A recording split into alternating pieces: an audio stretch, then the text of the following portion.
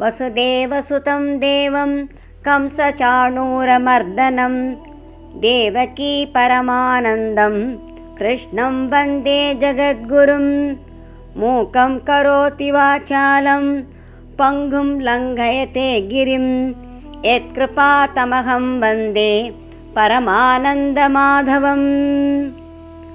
உலகில் எந்த மனிதனும் பாவச் செயலை செய்ய விரும்புவதில்லை.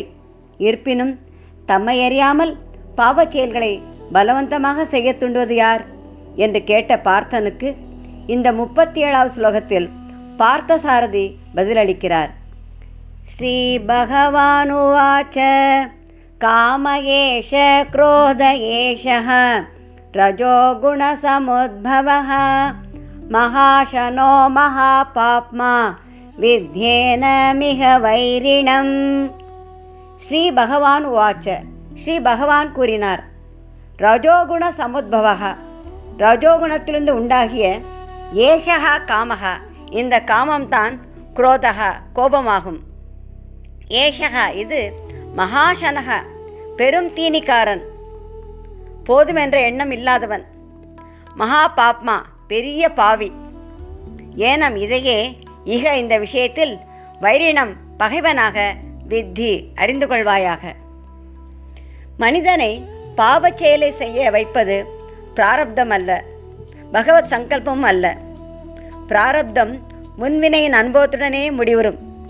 பகவானோ பரம தயாளு ஆகையால் பாவத்திலே யாரையும் ஈடுபடுத்த மாட்டார். காமமே மனிதனை பலாத்காரமாக கவர்ந்து செல்கிறது. 34வது ஸ்லோகத்தில் ஒவ்வொரு புலனுக்கும் போகப் பொருட்களிடம் உள்ள விருப்பு வெறுப்புகள்தான் மனிதனின் எதிரிகள் என்று யதுசிரேஷ்டன் எம்பியுள்ளார். விருப்பு என்பதுதான் காமம். காமத்திலிருந்து குரோதம் உண்டாகிறது. காமாத் குரோதோபிஜாயத்தே என்று கூறப்பட்டதல்லவா. காமமும் குரோதமும் ரஜோகுணத்திலிருந்து உண்டானவை. பள்ளத்தை நோக்கி பாய்வதே வெள்ளத்தின் சுபாவம். அதுபோல சப்தாதி விஷய சுகத்தை நாடுவதே மனிதனின் சுபாவமாகும். ஒவ்வொரு மனிதனும் பிரவர்த்திப்பது எதற்காக? சுகத்திற்காக. அந்த சுகம் நித்தியமாக இருக்க வேண்டும் என்று ஒவ்வொருவனும் விரும்புகிறான். அஞ்ஞானத்தாலே தனக்குள் இருக்கும் அந்த ஆனந்த சொரூபத்தை உணராமல் தனக்கு புறம்பாக அனித்திய வஸ்துக்களை சுகமென எண்ணி மயங்குகிறான். அதை தேடி அலைகிறான். எல்லா தீமைகளுக்கும் காரணம் காமம்தான் என்று உணர்வதில்லை. தான் ஆசைப்பட்ட பொருள் கிடைக்காவிட்டால் அதற்கு தடையாக இருப்பவர் மீது கோபம் ஏற்படுகிறது.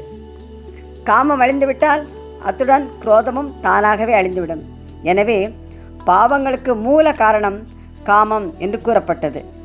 காமம்தான் பலவிதமான நுகர்ச்சிகளிலே பற்றுதலை உண்டாக்கி மனிதனை பலவந்தமாக பாபச் செயல்களில் ஈடுபட செய்கிறது.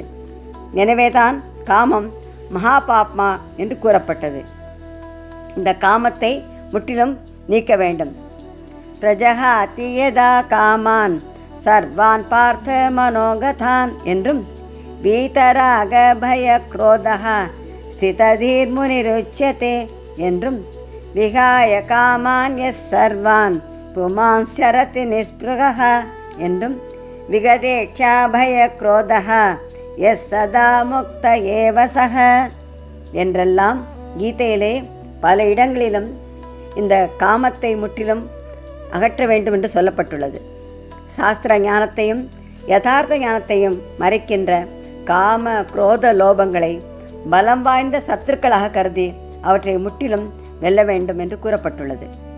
த்ரிவிதம் நரகஸ்யேதம் துவாரம் நாசனமாத்மனஹ காம குரோதஸ்ததா லோபஹ தஸ்மாத் ஏதத்ரயம் த்யஜேத். தன்னை அழிப்பதும் நரகத்திற்கு பகிரங்க வழியாக இருப்பதுமான இந்த காமம், குரோதம், லோபம் இன்னும் இந்த மூன்றையும் விட்டுவிட வேண்டும் என்று 16வது அத்தியாயமான தைவாசுர சம்பத் விபாக யோகத்திலே தேவகி நந்தனன் தெளிவுறுத்தியுள்ளார்.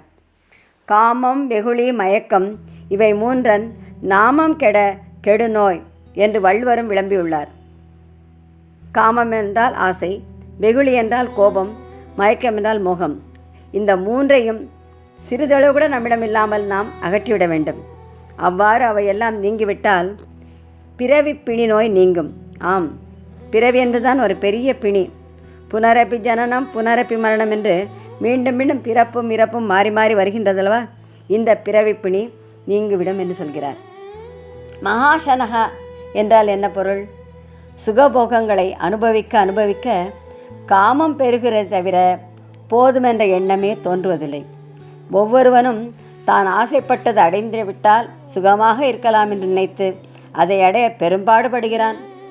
ஆனால் ஆசைக்கோர் அளவில்லை அல்லவா? தான் ஆசைப்பட்டதை அடைந்ததும் மற்றொரு பொருளை தேடி அலைகிறான். சுற்றும் சக்கரவட்டமான ஒரு ஏணியிலே ஒருவன் ஏறுவதாக வைத்துக்கொள்வோம். அவன் ஏற ஏற சக்கரம் கீழே போகிறது. மேலே ஏறுவது போல தோன்றும். ஆனால் ஒரு படி ஏறியதும் ஏறியபடி கீழே போய்விடும். புதுப்படி மேலே நிற்கும். படிகளுக்கு முடிவில்லை, சிரமத்திற்கு முடிவே இல்லை. அவ்வாறே தான் ஆசையும். ஒன்றை அடைந்தால் பிறகு திருப்தியாக சுகமாக இருக்கலாம் என்று தோன்றும். ஆனால் அதை அடைந்தவுடன் மற்றொரு பொருளின் மீது ஆசை ஏற்படுகிறது. ஆசையின் வடிவம் ஒன்றா இரண்டா? விரும்பியவாறெல்லாம் அது வடிவெடுக்கிறது. ஒரு நாளிலே நமது ஆசை எத்தனை விதமாக மாறுகிறது என்று நாமே சிறிது சிந்தித்து பார்த்தால் நமக்கே நன்றாக புரியும். எவ்வாறு ஓட்டை சட்டியிலே நீரை ஊற்றி நிரப்ப முடியாதோ அவ்வாறே காமத்தையும் காமத்தோடு கூடிய விஷய சுகத்தையும் போதுமென கூற முடியாது. நாம் அவற்றிற்கு அடிமையாகி விடுகிறோம். ஒரு மனிதன் போகங்களை எவ்வளவு அதிகமாக அனுபவித்தாலும் மேலும் மேலும் அதிகமாகவே அந்த போகங்களிலே ஈடுபட வேண்டும் என்ற பேராசை உண்டாகிறது. எனவே காமகா மகாசனகா என்று கூறப்பட்டது. வித்தி ஏனம் இகவைரினம். காமம் மனிதனை அவனுடைய விருப்பம் இல்லாமலேயே பலவந்தமாக பாவ வழியிலே இழுத்து செல்கிறது. நரகவேதனை போன்ற பெரிய துன்பங்களுக்கெல்லாம் உள்ளாக்குகிறது. ஆகவே ஆன்மீக பாதையிலே இந்த காமம் ஒரு பெரிய எதிரி என்று நாம் அறிந்து கொள்ள வேண்டும். ஸ்ரீ பகவான் உவாச்ச காம ஏஷ க்ரோத ஏஷः ரஜோகுண சமுத்பவः மகாசனோ மகாபாப்மா வித்யேன மிக வைரிணம். 37வது ஸ்லோகத்தில் எல்லா கேடுகளுக்கும் காரணமானதும் விருப்பமில்லாமலே மனிதனை பாவம் செய்ய தூண்டுவதும் காமமே என்று கூறப்பட்டது. இந்த 38வது ஸ்லோகத்தில் காமம் மனிதனுடைய அறிவை எவ்வாறெல்லாம் மறைக்கிறது என்று மனோகரன் மொழிந்துள்ளார். தூமே நாவ்ரியதே வன்னிஹி யதாதர்ஷோ மலேன ச யதோல்பேனாவ்ருதோ கர்ப்பஹ ததா தேனேதமாவ்ருதம். யதா எவ்வாறு, தூமேன புகையால், வன்னிகி நெருப்பு, ஆவர்த்தம் மறைக்கப்பட்டிருக்கிறதோ, மலேன அழுக்கினால், ஆதர்ஷக கண்ணாடி, ஆவரியத்தை மறைக்கப்படுகிறதோ, யதா எவ்வாறு, உல்பேன கருப்பையினால், கர்ப்பக கரு, ஆவர்த்தக மறைக்கப்படுகிறதோ, ததா அவ்வாறே, தேன அந்த காமத்தினால், இதம் இந்த ஞானம், ஆவர்த்தம் மறைக்கப்பட்டிருக்கிறது. இங்கு தூமேன வன்னிகி, மலேன ஆதர்ஷக, உல்பேன கர்ப்பக ஆவர்த்தக என்று கூறப்பட்டது. நெருப்பு புகையாலும், கண்ணாடி அழுக்காலும், கருவானது கற்பையாலும் மூடப்பட்டுள்ளது போல விவேக ஞானம் காமத்தால் மூடப்பட்டிருக்கிறது. நெருப்பு, கண்ணாடி, கரு என்னும் 3 உபமானங்களும் சாத்வீக, ராஜச, தாமச குணங்களால் ஏற்படுகின்ற ஆவரணங்கள் என்னும் மறைப்பை குறிக்கின்றன. புகைந்து கொண்டிருக்கும் நெருப்புக்கு சிறிது காற்று அடித்தாலும் நெருப்பு பற்றி எரிகிறது, புகையும் மறைகிறது, தீயின் சுடர் நன்கு தென்படும். அவ்வாறே சிறிது விவேகம் என்னும் காற்று வீசினாலும் சாத்விக ஆசை என்னும் புகை பறந்தோடிவிடும், ஆத்ம ஞானம் ஒளிரும். கண்ணாடியில் படிந்துள்ள அழுக்கை போக்க சிறிது சிரமம் எடுத்துக்கொண்டு நன்கு கண்ணாடியை தேய்த்து சுத்தப்படுத்தினால் முகம் நன்றாக தெரிகிறது. அவ்வாறே ரஜோகுணத்தோடு கூடிய காமத்தை வெல்ல வேண்டுமென்றால் சிரவணாதிகளால் அந்த கரணத்திலுள்ள அழுக்கு என்னும் காமத்தை நாம் போக்கலாம்.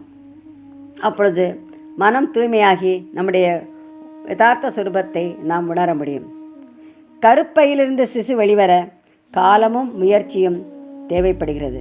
அவ்வாறே தமோ குணத்தோடு கூடிய காமத்தை போக்க நிஷ்காம கர்மம் முதலான சித்த சுத்தி, சித்த ஏகாகிரகம், விவேகம், விராகம், ஷட்சம்பத்தி, மூச்சுத்துவம், சிரவணம், மனனம், நிதித்தியாசனம், விசாரம் என்பனவற்றாலே காமம் நீங்கப்பட்டு ஆத்மஸ்வரூபத்தை அறியலாம். காமம் மனிதனுடைய உள்ளத்தில் பலவித போகங்களில் பேராசை வளர்த்து அவன் மனதை தடுமாற வைக்கிறது. பலவிதமான பாவச் செயல்களையும் செய்ய தூண்டி மனதில் அழுக்கை சேர்க்கிறது. தூக்கம், சோம்பல், செயலாற்றமை ஆகியவை சுகம் என்று எண்ணச் செய்து மதியை மயக்கி அவனை விவேகமற்றவனாக ஆக்கிவிடுகிறது. இவ்வாறு காமம் அவனுடைய அறிவை 3 விதமாக மறைத்திருக்கிறது என்று 3 உதாரணங்களால் வாத்சல்ய பூஷணன் விளம்பியுள்ளார். தூமேனாவ்ரியதே வன்னிஹி யதாதர்ஷோ மலேன ச யதோல்பேனாவ்ருதோ கர்ப்பஹ ததா தேனேதமாவ்ருதம்.